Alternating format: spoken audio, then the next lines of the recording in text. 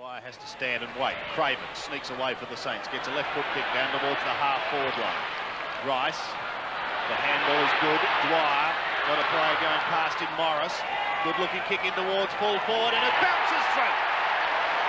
So the Saints hit back hard. Well, it's terrific now to be joined by Russell Morris, 66 games with the Saints, a premiership player with Hawthorn before that, and has certainly called St Kilda home since coming across at the end of 1990. A lot of us would remember some prolific days at Moorabbin in the early 90s where Russell would be taking 16 marks and getting 35 possessions on a fairly regular basis. So it was a big little period there. He went on to be a boundary rider with Channel 7 and play-by-play commentary, and has obviously had a lot to do with the Saints in the past players realm. Russell, thanks for joining us. Thanks very much for having me. Well, it's good fun. Now, I guess with that, so you're a premiership player at Hawthorn where you've had a lot of success and you'll go to reunions for time and time again, but it does appear, at least from our point of view, that you've completely taken St Kilda to heart, and that as soon as you arrived at the club, you fell in love with St Kilda and became a St Kilda person. Can you take us through whether that's accurate and perhaps why that was the case, why you fell, I guess, so in love with the club? Well, Ken Sheldon and Peter Hudson approached me at the end of 90 and gave me a bit of an option. And St Kilda was the last club I was going to go to because, driving down the Nepean Highway, I lived in Kew, so I'm on the other side of town. No desire whatsoever. Richmond approached me. Kevin Bartlett came to me with Noel Judkins, and they came to me, but they had no players, they had no future, and also they had no money. Sheldon and Hudson had a little bit of a bank to play with, but as you know, St Kilda was notorious for not paying their players. However, they were in a different situation, and you have a look at the goal line. They had Frawley at fullback. They had a young Harvey Burke in the middle. They had Stewie Lowson up forward. They had Plugger at full forward. They had Winmar on the wing. They had David Grant on the halfback flank. Russell Jeffries on the halfback flank. So I thought, oh, hang on, this is pretty good. Plus they offered me $65,000 in 91. So I thought, oh, that was pretty good to twist my arm. So had a great 3 years there, three and a half years, because I retired after round 5. And then, look, Hawthorn have had an enormous amount of success. They've won 13 premierships in the last 50 years, and St Kilda haven't. So it's really transferred my attention to try and help the club out. I think they need support. The past players was run by some fantastic people in the past with Neil Roberts and Brian Muir and Cowboy Neil, amongst others, and Jeff Saru. But it was sort of going nowhere, and they came and approached me and said, look, can you give us some ideas? And I came up with some ideas, and they loved the ideas so much, they said, right, you're president. So I thought, well, okay, why not? I'll give it a shot. And what it's done for me, it's been the best thing for me. It's revitalised my career because I've connected with a lot of people that I was involved with when I was a player, which is really nice. And they're fantastic. St Kilda people are probably the most loyal people going around. As you can imagine, you guys, you've been following the club all your lives, limited success, but you stick with it, don't you? You do. And it takes a really good type of character to stick with a particular club that doesn't deliver you too much success. Whilst we played in a few grand finals, but so close. But that was pretty much the reason, and I've been loving it, I suppose, for the last 10, 15 years. So you came in and you became the original tall, blonde number 12 at the club. And I was either first. Oh, yeah. Ross Oakley, Cat Colling. But yeah, so we talked a little bit just beforehand about and mixed up with the number, but you wore the number 12 and it was a little wonky. It was a crooked 12, crooked 2. Yes. Now, I inherited that. I reckon, remember Cliffy Pryor, I don't know whether you're aware, Cliff Pryor was the property steward at the time. And Cliff only just died about a month ago, actually. So poor old Cliffy. But Cliffy and Mickey Cusack, they were the two guys that were managing all the property. I reckon Cliffy's wife was on the sherry because they used to sew the numbers onto the back of the jumpers, right? Today they're all manufactured and they're all printed. Everything's printed. But the old days, we had the Tui's logo printed, sewed on. Numbers were sewed on. All the sponsors were sewed on. And the 2, for some reason, was sewed on crooked. So I reckon they might have been on the piss. Now, there was a bit of a rumour that you started playing well with it, and you had a new jumper coming, and you asked for the next one to be Yeah, a bit crooked correct. as well. Yes, Yeah. I because they change the jumpers every year. I kept it. Yep. I thought, I've got to play with it the second year, because everyone would always say, fix your number 2. Remember the barbecue squad? Yep. Yeah, all that crew. Even in the animal enclosure, also the cheer squad. Fix your number 2. No, I'm not fixing my number 2. So it's sort of become a little bit of a mini legend. You played a fair bit of footy with some iconic Saints. Obviously, early in your career, you would have spent a fair bit of time in the defensive 50 with a young Tony Lockett, and then coming to St Kilda, spent a bit of time in the back half with Spud Frawley. Can you give us some memories of your time with Spud and what Spud was like, but also of Plugger? And just on like? Plugger, I played on Plugger's first ever practice match. We played down at the Harry Trott Oval down at Albert Park. I think Plugger might have been 17. I was playing with Hawthorn, and I played full back. And I think it might have been 86. When did Plugger first arrive? 83. 83 was 83. Okay, so it was the earlier days. I played on Plugger as a young kid in a practice match. So I remember that, and he was really lazy, really lazy. But I think we knew that.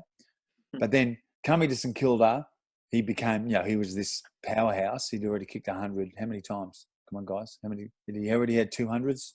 His second was that year, 91. That was his second. Sorry, 91, 87, 91. Yeah. But in 91, he got really fit. Frawley was the glue. Danny was the captain. He understood that there was shit going on at the club, but he was really clever. He knew what was going on at administrative level, player level. He transcended all the different boundaries within the club, and that's why he was one of the greatest personalities of St Kilda Footy Club. I love Spud, and he kept the players together. He was connecting to coaches. He was connected to administration. He pretty much was one of these guys that was able to connect to everyone. Plugger, everyone was scared of. He pretty much had his own rules to a certain extent. It was Plugger's way. And then there was everyone else, which is a bit of a pity. I think that's why we're probably never going to win a flag with him. With a club, if you've got one rule for one and then other rules for others, it tends to be a bit disjointed, no matter how good a player is. And look, he was obviously the greatest player, I believe, at St Kilda. But then, he ended up going to Sydney. But I remember one time, do you mind can I tell a story about how Plugger nearly killed me? Okay. We were training, and Ken Sheldon was ex-Carlton. Peter Hudson was ex-Hawthorn. Sheldon came from a club that he won 3 premierships with Carlton, and he came from a club where everyone was at the same level. Everyone hung shit on each other, right? Hawthorn was the same. If anyone got above themselves, the other players would grab them and drag them down to level, right? And that's why clubs were so successful. Everyone was on the same playing field. Sheldon came from that culture, and so did Hudson. So during 91, I went up to Ken and said, mate, do you mind if I can play a little bit of a practical joke on Plugger? And Bomber thought, yeah, that's a good idea. Let's hang some shit on Plugger. So I thought, this is good. So Plugger just come out with a book, and it was the Tony Lockett story. So you might have it. I've got a copy. Yeah. Yeah. Okay. Anyway, it was launched. Richard Stubbs was the breakfast show on Triple M at the time, and I was selling radio. I was an advertising executive at Triple M, right? So I thought, okay, let's have a bit of fun with this. So I took the book into Stubbsy and I said, mate, Richard, why don't you hang some shit on Plugger? So he did on air. So this is good fun. So I took the tape and I took it down to the club and I said to Bomber, why don't we play this in the change rooms after training, and we'll hang shit on Plugger and have a bit of a laugh. That's a great idea, Fly. Let's do it. So after training, we all came in, and we're in the old gymnasium in Moorabbin. Everyone's lying around, doing some stretching, and I put this tape on. Anyway, Richard Stubbs started parroting Plugger. See Tony run, see Tony jump, see Tony knock opposition player out, and it was all this crap. No one laughed. And I thought, oh my God, what have I fucking done? and I looked at Plugger, and you could see the steam coming out of his ears. he's looking around going, who the fuck's put this on, right? So I've slithered across the floor like a snake, and I've grabbed the tape, I've turned the thing off, and I've just sort of thought, oh, I've got to get out of here. So I grabbed my bag and I went into the back trainer's room, and I thought, I'll get a massage. I'll hide there with Kenny Whiffen. So I said, Ken, can you give me a massage? I've got to hide because I'm in a bit of trouble here.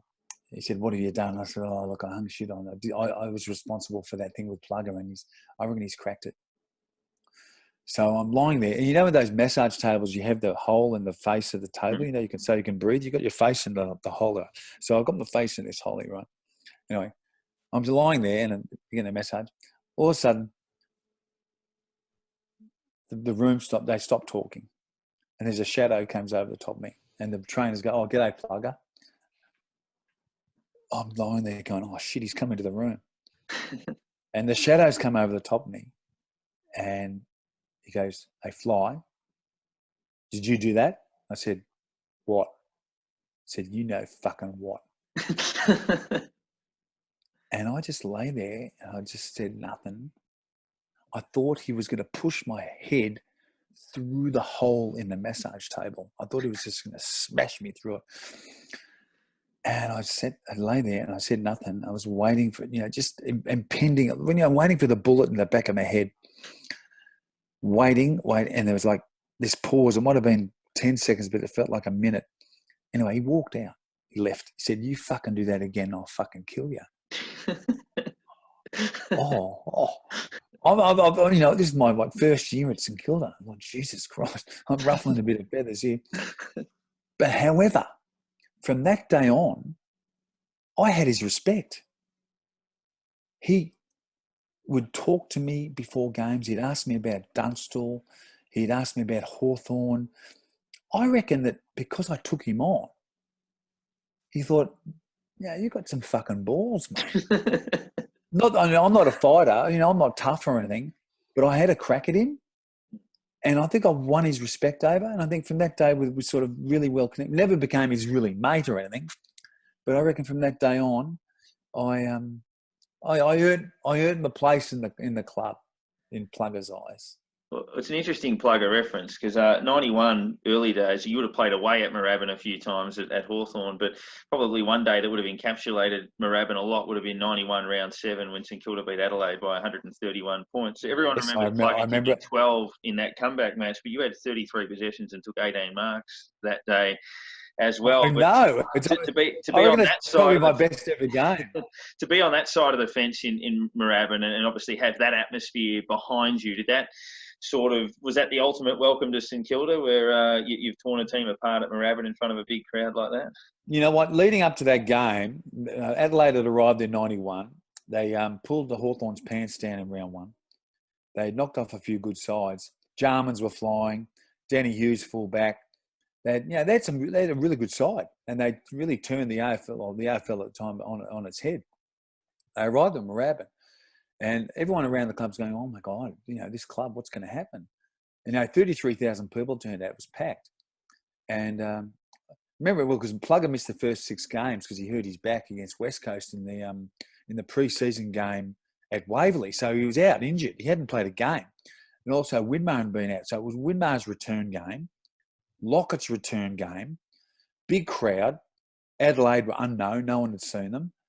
And bang, I remember first bounce, Paul Harding, tap, Harvey, step, pop, kick, Lockett, bang.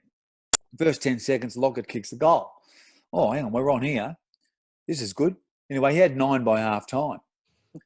And I remember, I don't know whether you guys were at the game, but just before half time, he took a mark, and Danny Hughes he's had 9 kicked on him already by half time, and Lockett shoved the ball in his face. Fuck off. Anyway, Graham Corns, the coach, he's gone to sent the runner out and dragged Hughes, and Hughes has had to run around the boundary in front of the Huggins stand, and I reckon they've buried him. The whole crowd just said, fuck you. They just gave it to him. Unfortunately, Lockett ran out of petrol in the second half. He only kicked another 3. So we got 12, as you said. Kicked 12. But I reckon, I also believe that winning score, I think we kicked 24 goals to 4. I think the winning margin over Adelaide's the best ever still. I think it's Adelaide's still biggest defeat still in their AFL history. Yep. 24 goals to 4. It is, yeah. So we hold that. Love that day, I must admit. And as you can see, I don't know much about the game, but I'm a big Saints man, so I'm very passionate about the club. But love. I don't know whether you remember also that year, you probably do know, but I'll just remind your listeners and your viewers. Lockett that year, he kicked 127 goals in 17 games. I think at an average of 7.36 or something like that, right? Yep. 7.36. How does a player that averages 7.36 goals a game not win the Brownlow medal? If he had played every game that year, he would have kicked 172 goals. On average. Yeah, that's right. Averaging 7 goals. I think he kicked 12 against Carlton. I think 11 against Brisbane, 12 against Sydney. Yeah, he might have kicked 10 on Langford at Hawthorn. Yeah, he just tore everyone apart. Kicked 9 in a final. Obviously, can't get Brownlow. Kicked 9 against Geelong, 9 in a final. So. That's one of the greatest years I've ever seen. I was around for 11 years, but that Lockett year in 91 was extraordinary. Well, it was 747, so he was actually a jet. 7.47, was it? Yep. Oh, yeah, of course. Okay. So, yeah. Good. That's so he's literally a jet that year. The jumbo jet. Personally, you've just mentioned that you worked at Triple M for a bit. Yep. Anyone that didn't quite know who you were and you introduced yourself, did anyone ever ask you to sing a song? Did you ever get confused? Oh, every time? Yeah. Russell Morris, the real thing, all that. Yep. Can you give us a few bars? Oh, mama, yeah. That generation's a bit past because that song was written in 71. It was recorded in 71. Molly wrote it. No, Johnny Young wrote it and Molly produced it. So it's an Australian icon. It's however, Russell's a big Richmond man actually, and I got to know him reasonably well over the journey. And I actually rang him and asked him to come and play at my wedding. So Russell Morris and the Lonely Boys played at my wedding, which was good. You do what you do these things. You know. Where did the Fly nickname come from? Alan Jeans gave it to me in '84. What he did when he would generally ring footballers, you found out you were playing in the paper. No team meetings. Hawthorn didn't have team meetings. So if you're named in the team, you generally get a phone call on the Friday night, but you'd know about it because you bought the paper or the radio. Oh, yeah, ins and outs. Simple as that. Anyway, I was picked in round 1 in '84 versus Carlton, and I didn't know that he would be ringing me on the Friday before a game to say welcome. So I was living with Chris Langford at the time in Brunswick, and we didn't cook, so we'd go down to local and get pasta and bring it back and watch television. And I didn't know that he'd actually called. Anyway, I got to the game on '84, arrived. You arrive at 12 o'clock, all excited. And Yabby walked up to me and he said, "Hey, young Morris, I tried to ring you last night and you wasn't home." I said, "Well," so I got I got a bit rattled, right? Because everyone's saying, "Well done, congratulations, first game." But his welcome was, "I tried to ring you, but you wasn't home." And I said, "Oh, I was just out getting some food." He said, "Hey, tell you, if you want to be a social butterfly, go and play somewhere else." So from that, I thought, okay, fine. But then at training, if I'd go near the ball, he'd go, "Come on, social butterfly, run. Come on, social butterfly." So he started yelling out social butterfly and thinking, "Oh, please," because you don't pick your own nickname. And all the players, everyone's going, "Who's the social butterfly player? Who is this?" And I just thinking, "Oh, can you just shut the fuck up? I don't want to be called social butterfly." Because he used to say, because I lived with Langford. Langford was a Melbourne grammar boy, and I went to Campbell Grammar, because he used to say that we had the silver spoon in our mouth because we were the private school boys at Hawthorn, right? And it just used to piss us both off. Hated it. So this social butterfly, then it's shortened to butterfly, then it's shortened to fly. But then along the season, Yabby would ring on a Friday and the phone would ring and I'm with Langford. And I said, I'm not answering it. And he goes, I'm not answering it because we knew who it was because he'd just hang shit on us. Because we'd answer, oh, yeah, hello, yeah, hello, Fly. What's for dinner tonight? Chicken and champagne, is it? So you'd be playing this silver spoon shit all the time, hanging shit on us, being private school boys, all this crap. And he was very, very funny about it. But when you're 20 years old, you get embarrassed. And you can't tell him not to say it because you don't pick your own nickname. You've got to deal with it because there's 40 other players on the training field and you just cop it. Simple as that. So you moved to the most famous social club. Yeah, I've gone as the Fly to St Kilda Football Club. Oh, with the Saints disco. Oh God, yeah. I never went to the Saints disco. I missed it, but I've heard a lot about it. Russell Green told me a lot about it. Now I know you've got to. Speaking of fly, you've got to fly in a minute for other commitments. So I guess a last one from me. Now 97. We spoke a little bit about it on the phone last week, but I remember the 97 prelim before the game. They showed you on TV and you had the St Kilda socks on and you were pumping them up and St Kilda running out onto the ground on the prelim. I remember you and your boundary duties standing alongside them, clapping them and saying, come on. And then you were there in the grand final, obviously on the boundary as well. What was that like, obviously balancing the professional role with the fact that the club you loved was trying to win a flag? And I guess how hard was it in the end that they didn't? Oh, mate, look, it was so exciting at the time.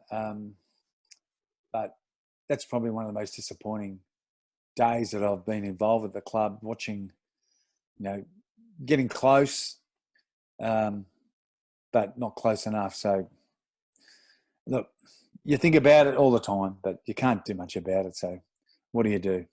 You guys are worse. You haven't seen anything. You haven't seen a win. Thanks for reminding us. You know what's going to happen this year? We're going to get in the grand final, and no one's able to go. That's the problem. This is going to be. We'll get there. We'll win it, and no one can go and watch it. That's my prediction.